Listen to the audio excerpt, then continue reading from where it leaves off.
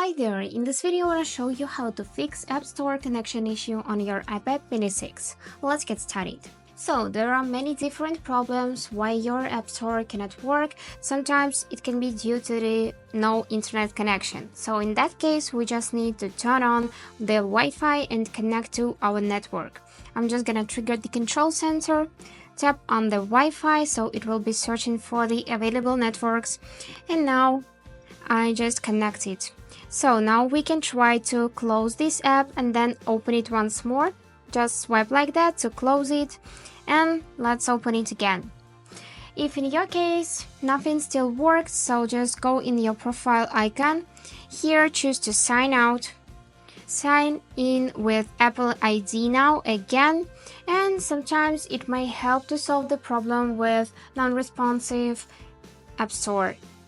If you signed in and this App Store still doesn't work, you can try to make a forced restart. For that, you just need to press and hold volume up button, then volume down button, and then press and hold the power button until you see the Apple's logo appears on the screen.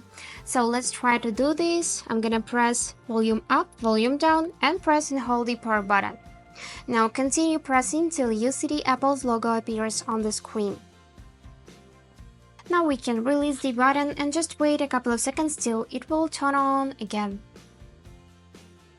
So now it's on again, and if your App Store still does not work, we can also try to check for updates. For that, open settings, go in the general, then here select software updates and check whether they are new updates or not, because updates sometimes include fixing old issues and adding new features. So I suggest you to update your device.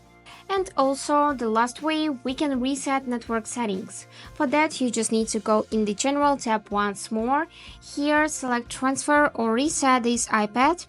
Here, select Reset, and then select to reset all settings. It may help to solve this problem. And that's it for today. I hope this video helped, and thank you for watching.